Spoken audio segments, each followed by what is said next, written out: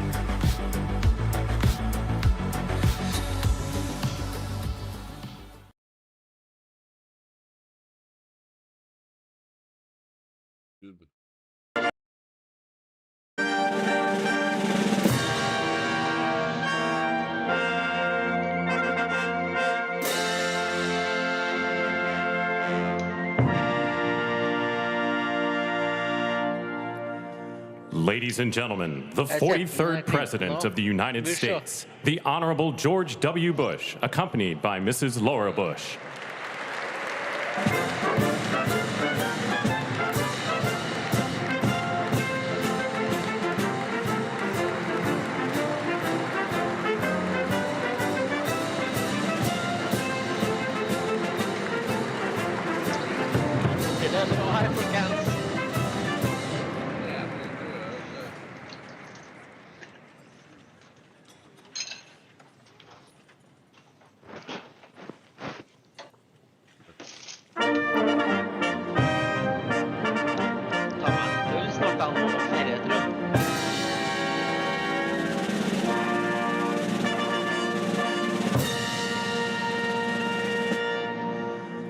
Ladies and gentlemen, the 44th President of the United States, the Honorable Barack H. Obama.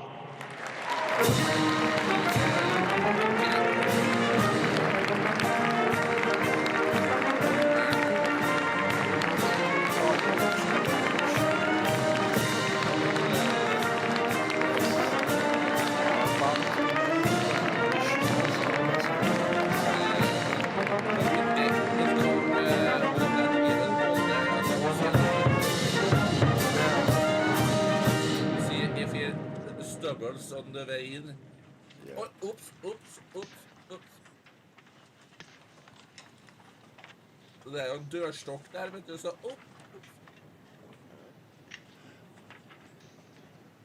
Og der står Ladies and gentlemen, the Chief Justice of the United States, the Honorable John G. Roberts, Jr., and the Associate Justices of the Supreme Court of the United States.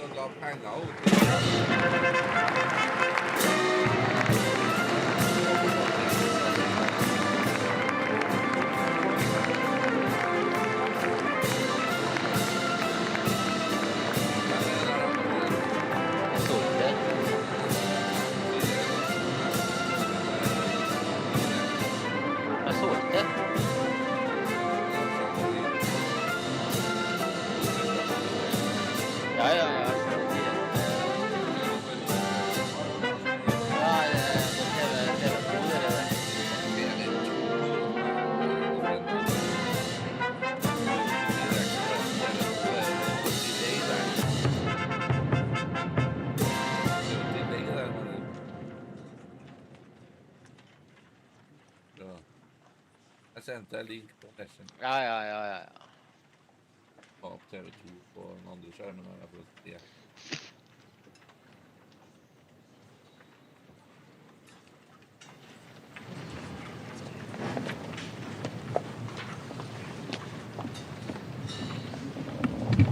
Hvilken kanal? TV2 Nyhetskanal.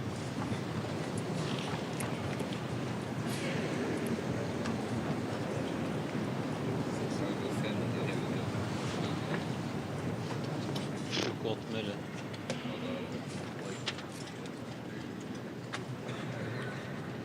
Herregud, for et kvinnfolk som snakker der, da.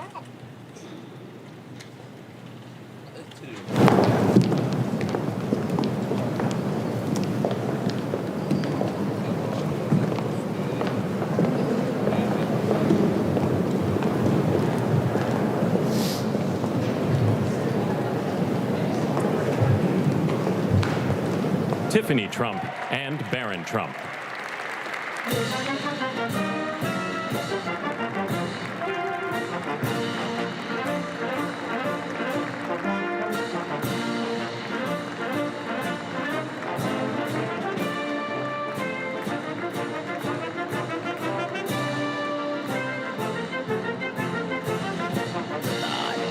Clinton.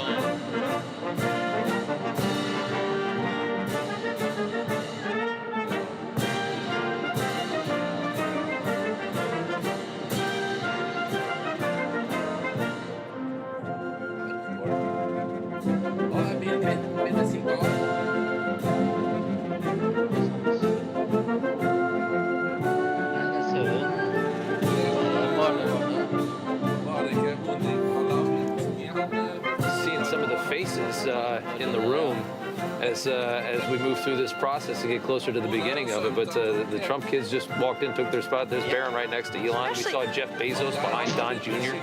It's an interesting crowd. It strikes me about Barron looking at how tall he is because back in 2015, I interviewed Melania Trump when President-elect just first announced he's running, and I said, "Where's the nanny?" And she said, "I don't have a nanny. I'm raising my son myself." Yeah, good for her. Good for her, yeah. And look at him, she really raised him tall.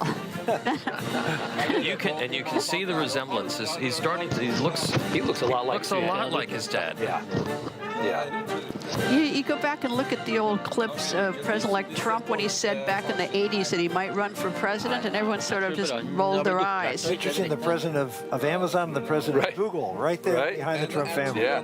So. Boy, they're singing a different tune. Yeah. I mean, it's a completely different industry. And obviously Elon, right next to them. So. Elon. Zuckerberg had a great seat, too. I can't see him right now, but he was up real close. I just saw him a minute ago. All folks trying to avoid a massive antitrust lawsuit. It tells you how much that the country has. Right. You know, everyone says, "Oh, these people are political weather vanes." Yeah. No, they're not. They're weather vanes of their customers. Sure.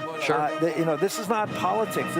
These are business people, and they understand that their business just changed. Yeah. And all the things that they thought that they had to do to satisfy their business. I don't buy that. I do. You know what? I got to tell you that, they had some of this censorship.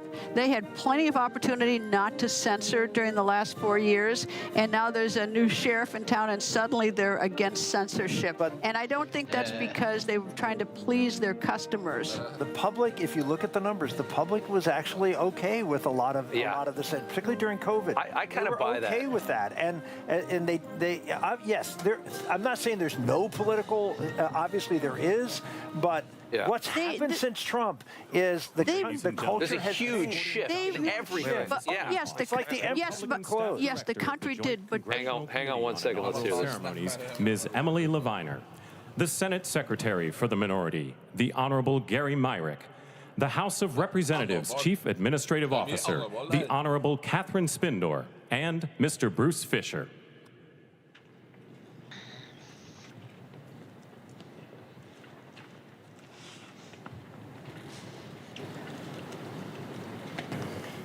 Ladies and gentlemen, Dr. Jill Biden and Mr. Douglas Emhoff. It's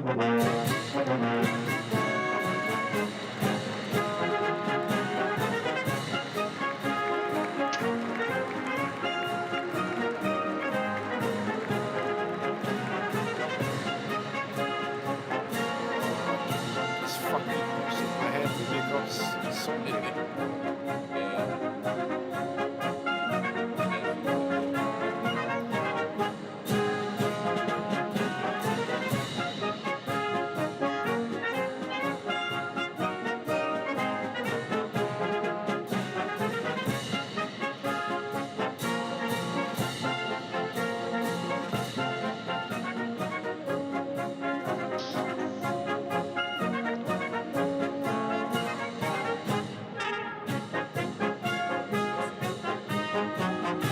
linken.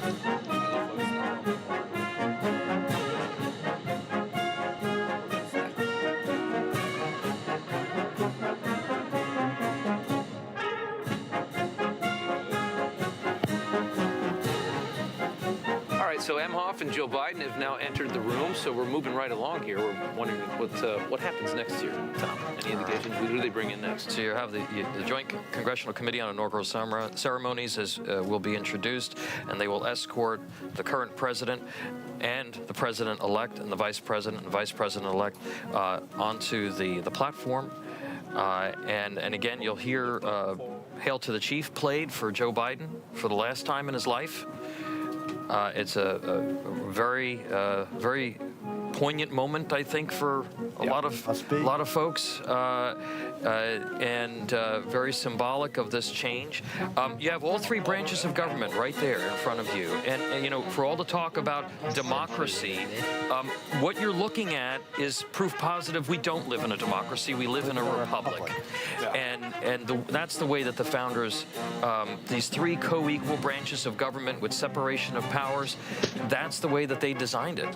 And today is this great exposition of their vision with all of them together. And just to be clear, what we mean by that is that a republic is where the people vote, but they elect people to do the job. Right. It's a pure democracy. Is the people vote on everything, and the people sort of run everything. And our founders said that that leads to what we saw in the French Revolution. It leads to mob rule. Right. And this is an orderly transition of power because it's a republic. We delegate, voters delegate the authority, basically. Even like for the selection of the president for Electoral College, it's a delegation. People say, you pick the president for me. Our founders were afraid of the mob. I mean, they were. That's just, it was one of the things they were very concerned about. And so they obviously didn't want a king. They didn't want a sovereign. And they wanted the people to have a voice, but they needed a little separation from the passions of the moment. As they're preparing, so we're looking inside, a lot of things are going on. They probably positioned a helicopter on the other side of the Capitol to take President Trump away. He's there. That's done. And you've got the White House, the two families, one being moved out and one being moved in. So all the attention is here, but there's a lot of activity going on. And this is a really special moment. You know, when you think about, of all the things that America has given to the world, of all the influence, this peaceful transition of power, and particularly between two political rivals, is so incredibly significant. It is a tremendous gift that America and America's founders gave to the world. And we celebrate that today through the ceremony that we're about to see. Well, and how things change so dramatically at noon. You look at the First Lady, Joe Biden. At noon, her husband is stripped of all this enormous power that he has had for 4 years, or any president. I don't mean just him, but it just comes abruptly to a stop, and the next one takes over. And they head to Santa Barbara, California, I believe.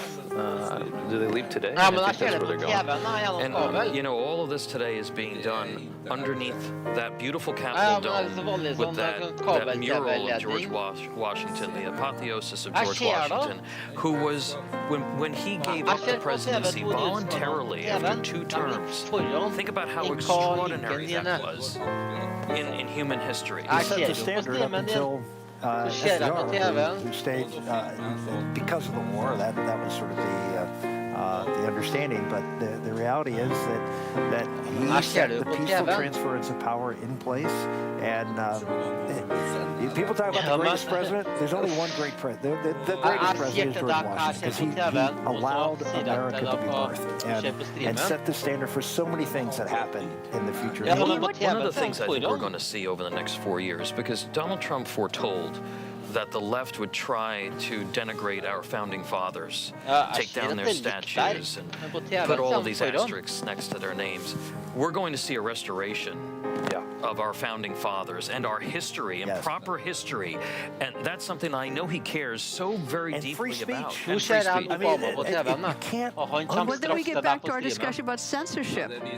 We know, which is why, and all these powerful tech people there who suddenly are against censorship, who bowed to the federal government and did all that censoring for the 4 years. Because now the federal government, there were a Supreme Court case on it. Unfortunately, the Supreme Court ruled the wrong way. But the reality was that they plenty of evidence that the Biden administration was bullying these tech companies. But they caved. That's the problem. They all caved, and they didn't. That's a lot of weight. They have more money than Elon Musk, believe it or not.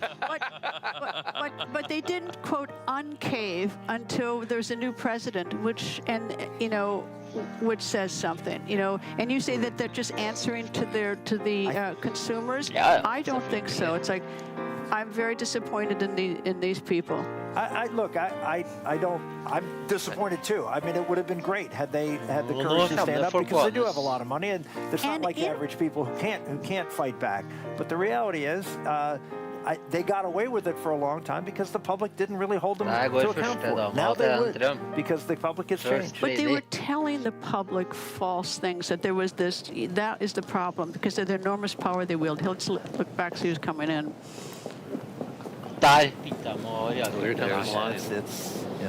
Busha Vance and Melania Trump being escorted by military aides. She looks striking in that hat.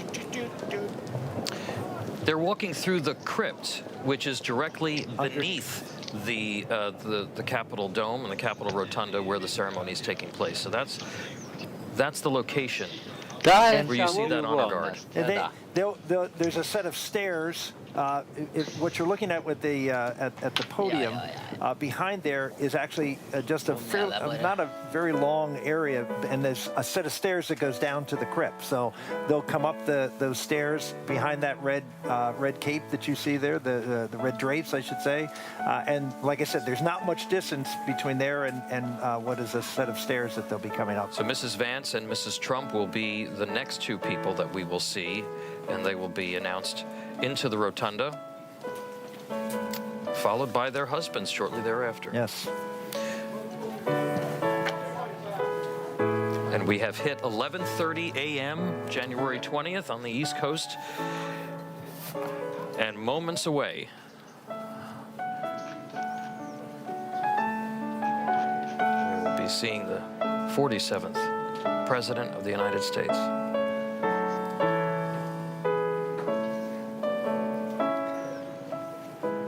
It's an odd time. Ladies and gentlemen, nobody's really performing talking. Oh America. Please welcome the Armed Forces Chorus and America's tenor, Christopher D. Macchio. Americans tenor.